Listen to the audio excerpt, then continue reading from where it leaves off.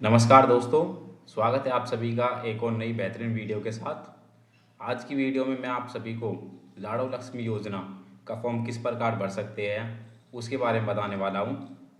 लाड़ो लक्ष्मी योजना जो है 25 सितंबर 2025 से शुरू की जाएगी इसका फॉर्म भरना, और 1 अक्टूबर से इसके पैसे डलने स्टार्ट हो जाएंगे। अभी तक की यही अपडेट है, आगे का हमें कुछ आइडिया नहीं है। फॉर्म किस प्रकार भरना है? फॉर्म जो है फ़ोन से भरना होगा। आप घर पर भर सकते हो। इसमें किसी को फ़ीस देने की कोई ज़रूरत नहीं है। ये निःशुल्क प्रक्रिया रहेगी सारी की सारी।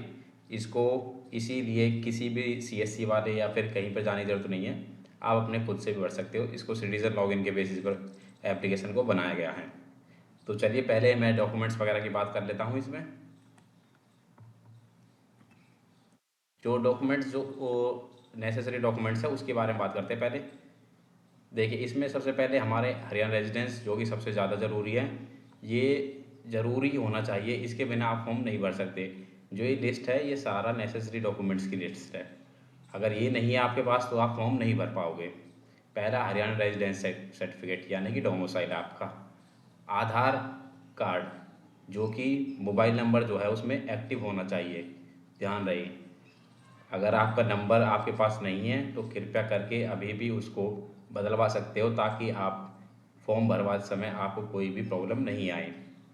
तीसरा बात की जाए तो फैमिली आईडी चाहिएगी, आधार आईडी चाहिएगी।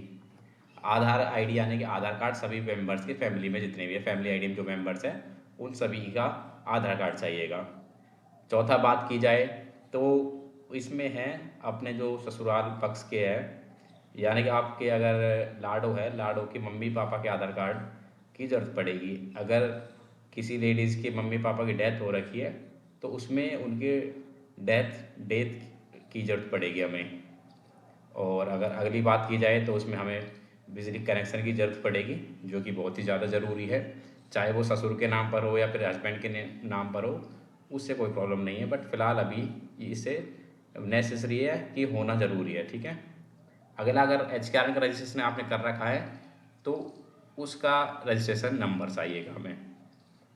अगर अगर आपके नाम पर कोई व्हीकल है तो व्हीकल का नंबर चाहिएगा, वो भी आपको इसमें डालना पड़ेगा। और इसमें जो सबसे लास्ट और इम्पोर्टेंट चीज़ है वो आपकी बैंक की कॉपी एंड आधार कार्ड में bank account, DBT, AEPS, Aadhaar seeded on होना ज़रूरी है। इस बात का ज़रूर ध्यान रखें, क्योंकि ये जो फैसिलिटी है डीबीटी के थ्रू होगी, ना कि फैमिली आईडी के थ्रू। डीबीटी ऑन है अगर आपका, तब आपके अकाउंट में पैसे आने स्टार्ट हो जाएंगे, ठीक है। नेक्स्ट जो हम बात कर लेते हैं कि ये पैसे जो है किस किस को नहीं मिलेंगे, क्योंकि काफ़ी ऐसे भी मैम लेडीज़ है जिनको पेंशन मिल रही है तो वो भी मैसेज डाल रही है, वो भी पूछ रही है कि भाई साहब हमें ये लाडो वाले मिलेंगे या फिर नहीं मिलेंगे। तो उनके लिए मैं बता देता हूँ, उनको ये पैसे नहीं मिलेंगे। अगर कोई भी ओल्ड एज पेंशन यानी कि बुढ़ापा पेंशन ले रहे हैं तो उसको नहीं मिलेंगे। एफपीटीसी या फिर विडो पेंशन या फिर एनी अदर पेंशन, कोई भी पेंशन ले रहे हो आप, तब आपको पेंशन ये वाली जो है रुपये 2100 वाले, ये आपको नहीं मिलेंगे। इस बात का ध्यान रखें, ठीक है।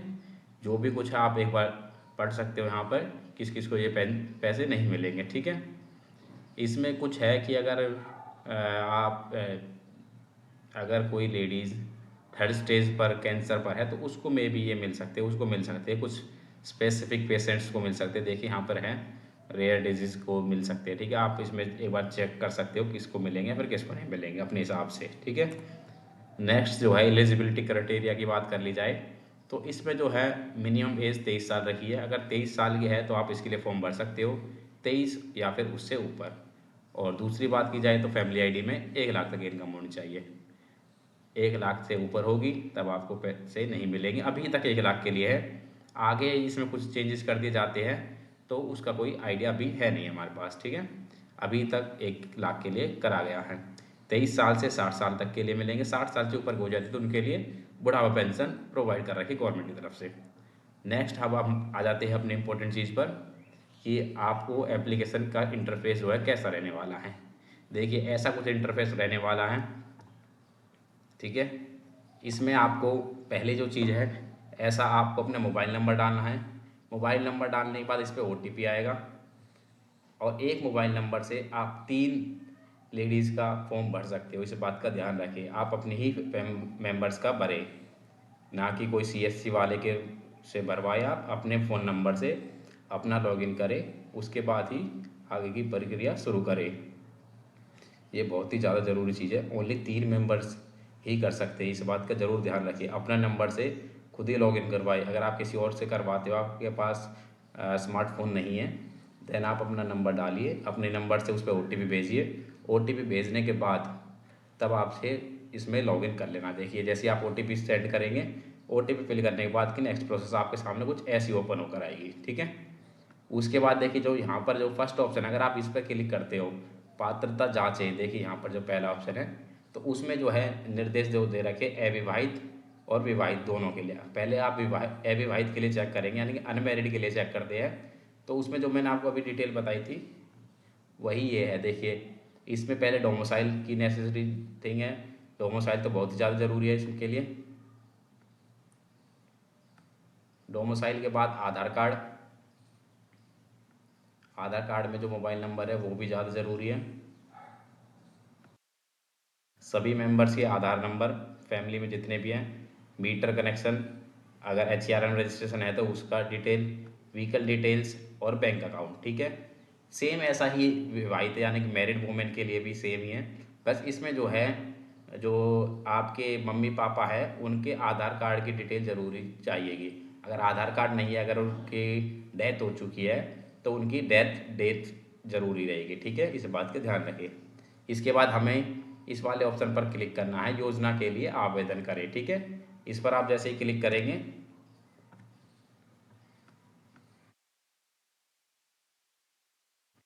कि आपके सामने ऐसा कुछ इंटरफेस ओपन होकर आएगा। इसमें टोटल 6 स्टेज है, ठीक है। फर्स्ट स्टेज है, उसके बाद हम फर्स्ट स्टेज पर चलते हैं। फर्स्ट स्टेज पर जैसे ही आप ओपन करेंगे तो अपने लेफ्ट साइड में देखिए यहाँ पर सारी कुछ डिटेल ओपन होकर आएगी। इसमें आपको विवाहित है या फिर अविवाहित है, इस पर आपको क्लिक कर देना है, ठीक है। इस पर क्लिक करने के बाद आप यहाँ पे जाएंगे सेकंड पे, जो है आप हरियाणा के निवासी है या फिर नहीं है। इस पर आप कब से निवासी है, या तो आप जन्म से होंगे। इसमें 3 ऑप्शन ओपन होकर आते हैं, एक जन्म से, एक शादी के बाद है, या फिर 15 साल से, कुछ ऐसा ओपन होकर आएगा। वो आपको सेलेक्ट कर लेना है अपने हिसाब से, ठीक है। उसके बाद आपको यस पे सेलेक्ट कर लेना है। एक मिनट, यहाँ पर आपको यस पे सेलेक्ट करके अपना डोमिसाइल नंबर, देखिए मैंने बोला था डोमिसाइल नंबर ज़रूरी होगा। डोमिसाइल नंबर डालने के बाद आप यहाँ पर देख सकते हैं, इधर आपके पास फैच का ऑप्शन आएगा। यहाँ पर आप जैसे ही क्लिक करेंगे, उसके बाद नीचे आपका नाम आ जाएगा उसके, ठीक है। उसके बाद नेक्स्ट जो प्रोसेस रहने वाली है हमारी, आधार कार्ड नंबर डालना है, ठीक है। इसमें जो है आधार नंबर डालना है आपको। उसके बाद यहाँ पे सत्यापित पर क्लिक करें, सत्यापित करेंगे। उसके बाद इस पर जाने के बाद जैसे ही आप आधार नंबर डालेंगे, सत्यापित पर क्लिक करेंगे, देन उसके बाद OTP जाएगा। यहाँ पर देख सकते हो आप कौन सा नंबर डालना है आपको, ईदीसा वाला नंबर डालना है आपको, याद रहे इस बात को। ये देखिए, अगर आपके पास नहीं है, नहीं सेलेक्ट करते हो, तब आपके सामने ऐसा कुछ इंटरफेस ओपन होकर आएगा और आपको डोमिसाइल बनवाना पड़ेगा, याद रखिए इस बात का। जैसे ही आप OTP फिल करके जमा करते हैं, सबमिट करते हैं, यानी कि उसके बाद आपकी सारी डिटेल ऑटोमेटिक ये उठा लेगा। अगर आपके हिसाब से ये जो डाटा है आपका फैमिली ID के हिसाब से उठाया, अगर फैमिली ID के हिसाब से अगर कुछ भी चेंजेस करने हैं, तब आप इस पर नहीं पर क्लिक कर सकते हो। अदरवाइज़ आपको यहाँ पे क्लिक करके आगे बढ़ना होगा, ठीक है। यदि अगर आप नहीं पे अगर कुछ चेंजेस करने हैं आपको, अगर कुछ गलत डाटा है आपका, तो आप नहीं पर क्लिक करके आगे बढ़े। उसके बाद आप सेलेक्ट कर सकते हो कि आपको किस चीज़ में डाटा ठीक करना है। जो भी कुछ ठीक करना है आप उसको सेलेक्ट करके नेक्स्ट पे सबमिट करके ठीक कर सकते हो अपने हिसाब से, ठीक है। और आप यहाँ पे चेक कर सकते। इसके बाद जो नेक्स्ट आपके पास ऑप्शन आने वाला है, ये ऑप्शन आएगा, क्या आपके PPP पर दिया गया पता वर्तमान पता है। यानी कि आपकी जो फैमिली ID में जो डाटा है वो एक्चुअल में आप अभी भी यहीं पर रहते हो, या फिर आप कहीं पर जा चुके हो, कहीं अदर ही स्टेट में जा चुके हो, या फिर अदर डिस्ट्रिक्ट में जा चुके हो। तो वो अगर आप चेंजेस करना चाहते हो तो वो कर सकते हो। अगर आप यहीं पर रहते हो तो अभी येस पर सेलेक्ट कीजिए, अदरवाइज आप नो पर सेलेक्ट करेंगे। अगर नो पे करना है तो आप अपना लोकेशन चेंज कर सकते हो अपने हिसाब से, जो कुछ आपको करना है, ठीक है। नेक्स्ट जो हम बात करें, उसके बाद जो नेक्स्ट जो जानकारी है वो, उसमें आपको हस्बैंड का आधार कार्ड भरना होगा अपना। उसके बाद उस पर OTP जाएगा। OTP फिल करने के बाद जैसे ही आप इसको डिटेल भरेंगे, आपका जो डाटा है ये फैमिली ID से ऑटोमेटिक उठा लेगा। उसके बाद आप इसमें अपनी जो क्या काम करते हो, आप काम की डिटेल भरनी होगी आपको, सारी कुछ काम की डिटेल भरिए। उसके बाद वार्षिक आय भरिए, जो आपकी फैमिली ID में है वो आप भर सकते हो, या फिर जो आपकी एक्चुअल है वो आप भर सकते हो। अगर एक्चुअल भरोगे तो मच बेटर रहेगा इससे। देन नेक्स्ट पर आपको क्लिक करना है। इतना ही में हमारा फर्स्ट स्टेज जो है वो कंप्लीट हो जाएगा। अब हम आ जाते हैं सेकंड स्टेज पर। सेकंड स्टेज पर आने के बाद आपको अपने एड्रेस की डिटेल भरनी है, यानी कि आप कहाँ पर रहते हो ये आप भर सकते हो। ठीक है, अपने हिसाब से आप भर सकते हो। देखिए, जैसे ही आप किराए, अगर आप किराए के मकान पर रहते हो तो आपको किराया भरना है, या फिर आप अपने उसमें अपना प्राइवेट है, सारी ज़मीन अपनी है, उस पर आपने घर बना रखा है तो आप ये सेलेक्ट कर सकते हो। ठीक है, अपने हिसाब से आप, हिंदी में है सब कुछ, इसमें 2-3 लैंग्वेज प्रोवाइड कर रखी है गवर्नमेंट की तरफ से, आप अपने हिसाब से इसको भर सकते हैं। जन्म के समय माता पिता का आवासीय पता, माता पिता जो है हरियाणा से निवासी है या फिर बाहर से निवासी है, वो सब आप यहाँ पे देख सकते हो। देन नेक्स्ट पर हमें क्लिक कर लेना है। नेक्स्ट पर हमारे पास आ जाता है बिजली बिल का कनेक्शन। देखिए, बिजली बिल के मैंने आपसे बोला था कि नेसेसरी रहेगा, ज़रूरी रहेगा। तो देखिए यहाँ पर जो है बिजली का बिल कनेक्शन पूछ रखा है। आपको यहाँ पे अपना सर्कल सेलेक्ट कर लेना है, DHBBN है, UHBBN है। वो सेलेक्ट करने के बाद आपको बिजली का बिल मीटर नंबर डालना है, उसके बाद नाम डालना है। उसके बाद आप जैसे इस पर क्लिक करेंगे, जैसे आप इस पर अपना कनेक्शन नंबर डाल देते हैं, उसके बाद आप यहाँ पे सत्यापित करेंगे, उस पर क्लिक करते ही आपका नाम और जो बिजली का बिल है वो दिखा देगा इसमें। ठीक है, और जो नाम है इसका ध्यान रखें, ज़रूरी नहीं है कि आप ही के नाम से आ रखा हो, जो भी कुछ नाम आ रखा है आप उससे आगे बढ़ सकते हो, कोई इशू नहीं है। देन आप इस पर जमा करें पे नेक्स्ट पर क्लिक करेंगे।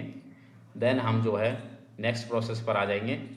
उसके बाद आपको यहाँ पे पेरेंट्स डिटेल भरनी है। मैंने आपको बताया था कि मम्मी पापा की डिटेल भरी जाएंगी इसमें। अगर जीवित है तो आपको आधार नंबर डालना है पिताजी का, देखिए, और मृतक है तो उसमें ओनली मृत्यु डेट डाली जाएगी। ठीक है, माता पिता दोनों की डिटेल डालने के बाद आप नेक्स्ट प्रोसेस कर सकते हो। नेक्स्ट प्रोसेस करने के बाद आपके जो पिताजी है, यानी कि लाडो के पिताजी, अगर कि जिस किसी लेडीज़ का आप फॉर्म भर रहे हो, उसकी वार्षिक आय कितनी है उसके पिताजी की, वो आप यहाँ पे फिल कर सकते हो। उसके बाद आप नेक्स्ट पर क्लिक करेंगे। उसके बाद नेक्स्ट जो हमारी प्रोसेस रहेगी, ये प्रोसेस रहेगी आपको व्हीकल डालने की। आपके पास अगर कोई गाड़ी या फिर बाइक या फिर कुछ भी है आपके पास, तो वो आपको यहाँ पर फिल करनी होगी। ठीक है, आप जैसे अगर अपनी खुद की है, सास की है या फिर पति की है, तो आप यहाँ पर क्लिक करके इसमें डिटेल फिल करके ऐड कर सकते हैं। ठीक है, अगर आपके पास नहीं है तो आप इसको स्किप करने के लिए आपको ओनली इसको कुछ भी नहीं भरना, बस यहाँ पे जमा क्लिक कर देना है।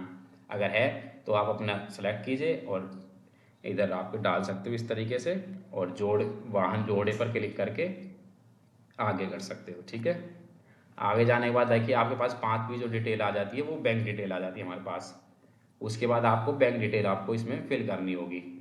बैंक खाते का विवरण जो है वो देख लीजिए आप, अपना नाम, अकाउंट नंबर, IFSC कोड, और अकाउंट नंबर जो है ये जो नेम जो भरा जाएगा उसमें ध्यान रखें कि इसमें ऐसा नहीं होना चाहिए कि जैसे इसमें नवरीत कौर है, Navreet Kaur wife of this, ऐसा कुछ नहीं होना चाहिए, सिंगल नेम होना चाहिए, याद रखना इस बात का। ठीक है, ये डिटेल भरने के बाद आप नेक्स्ट प्रोसेस करेंगे और इसमें पैन कार्ड डिटेल भी भरी जाएगी। ठीक है, उसके बाद आपको क्या करना है, अपने DBT का ज़रूर ध्यान रखिए। अकाउंट से DBT अगर ऑफ हो तो उस DBT को ज़रूर चालू करवा ले, अदरवाइज़ आपकी जो पेमेंट है वो रुक भी सकती है। ठीक है, देन हमारे पास नेक्स्ट जो स्टेज है वो फाइनल स्टेज रहेगी। उस पर हम आकर अपनी स्थिति जान सकते हैं कि आपने स्टेटस चेक कर सकते हैं, आपने फॉर्म कैसा भरा है, कितना भरा है, गलत तो नहीं भर दिया कहीं पर। अगर कोई गलती है तो उसको में आप एडिट कर सकते हो। एडिट देखिए यहाँ पर जिस भी स्टेज पर आपको एडिट करना है, यहाँ पर जो है ऑप्शन दे रखे बदलाव करें। यहाँ से आप जैसे ही आप 6 स्टेज पर पहुँचेंगे तो उसके बाद आपके सामने जो है सारा कुछ ओपन होकर आ जाएगा। अगर आपको कुछ भी चेंजेस करने हैं तो अभी आप उसमें चेंजेस कर सकते हैं, बाद में आपको चेंजेस करने का मौका नहीं मिलेगा। इस बात का ध्यान रखें, अगर आप किसी एक का फॉर्म भरना स्टार्ट कर देते हैं तो आप उसके अपने डॉक्यूमेंट सारे रेडी करके ही भरें। याद रखें, अगर डॉक्यूमेंट्स रेडी नहीं है तो आप फॉर्म नहीं भरेंगे। अगर अदरवाइज़ आप भर देते हो तो आपका जो वो मोबाइल नंबर है, एक फॉर्म आपका होल्ड पर हो जाएगा वो। उसके बाद आपको नेक्स्ट प्रोसेस यानी कि जमा करें, सबमिट करें पर आप क्लिक करके देखिए यहाँ पर आगे मुझे स्वीकार है। अगर आप यहाँ पे देखिए क्लियर मेंशन कर रखा है, अगर आपने इसमें सही डिटेल भरी है और आप इसके लिए योग्य है तब तो ठीक है, अदरवाइज़ आपको 12% ब्याज के साथ आपसे पैसा वापस लिया जाएगा, इस बात का ध्यान रखें। उसके बाद आपको मुझे स्वीकार है पर क्लिक कीजिए और सबमिट वाले बटन पर क्लिक कीजिए। देखिए यहाँ पर जैसे ही आप जमा करें क्लिक करेंगे, देन जमा करें, यहाँ पर आपका जो फॉर्म है वो सबमिट हो गया है। देन नेक्स्ट आपको अपनी जो स्थिति है यानी स्टेटस चेक करना है, वो जानने के लिए आपको यहाँ पर थर्ड वाले ऑप्शन पर क्लिक कर देना है। इस पर क्लिक करने के बाद आपके सामने ऐसा कुछ इंटरफेस ओपन होकर आ जाएगा। ठीक है, इसमें आप चेक कर सकते हो कि वो अगर आपका स्टेटस कहीं पर रुक गया है, क्या कुछ दिक्कत आ रही है। अगर कोई भी दिक्कत आती है, आपको टेक्निकल दिक्कत आती है तो आपको यहाँ पर आप शिकायत भी दर्ज कर सकते हैं, याद रखिए इस बात का। ठीक है, और आप अगर नामांकन रद्द करना चाहते हैं, किसी की डेथ हो चुकी है, तो आप यहाँ पर आप क्लिक करके उसका डेथ सर्टिफिकेट अपलोड कर सकते हैं। और याद रखें, अगर आपने किसी का रद्द कर दिया गया है तो वो कभी भी इसको फॉर्म को दोबारा नहीं भर पाएगा। इस बात का ज़रूर से ज़रूर ध्यान रखें। बस आज की वीडियो में आप सभी को समझ में आ गया होगा कि आप किस प्रकार से लाडो लक्ष्मी योजना का फॉर्म भर सकते हो। वेरी इजी प्रोसेस है। इस बात का ज़रूर ध्यान रखें कि एक मोबाइल नंबर से हम ओनली 3 ही फॉर्म भर सकते हैं, 3 से ज़्यादा आप फॉर्म नहीं भर सकते। और इसमें आपको CSC वाले को कोई चार्जेस नहीं देने की ज़रूरत है, आप स्वयं भी भर सकते हैं। और इसमें अपना ही मोबाइल नंबर यूज़ कराए, अन्यथा आपको हर महीने जो KYC होनी है, इसमें जो KYC का ऑप्शन भी है, देखिए मैं आपको एक बार दोबारा दिखा देता हूँ। KYC वाला ऑप्शन कहाँ गया, एक मिनट, ये देखिए, ये जो फोर्थ जो ऑप्शन है, इसमें हर महीने आपको KYC करवानी होगी। हर महीने आपको KYC करनी है। आपकी आंखें स्कैन होकर ब्लिंक आइज़ वाला जो सिस्टम होता है आधार कार्ड वाला, उसी तरीके से यहाँ पर भी आपको हर महीने अपना एक बार एक KYC के रूप में एक फ़ोटो क्लिक होगी हर महीने। अगर आप किसी CSC वाले का या फिर किसी और का नंबर दे देते हो तो आपको हर महीने उसके पास जाना पड़ेगा। अदरवाइज़ मैं तो यही कहूँगा कि आप अपना नंबर डलवाइए, बेस्ट रहेगा, आपको आने जाने की ज़रूरत नहीं पड़ेगी इसमें। धन्यवाद गाइस, आई होप कि आप सभी को समझ में आ गया होगा। अगर कोई भी समस्या आती है तो आप कमेंट कर सकते हो, मेरे पास मैसेज कर सकते हो। धन्यवाद गाइस, फिर मिलते हैं अगली वीडियो में। धन्यवाद।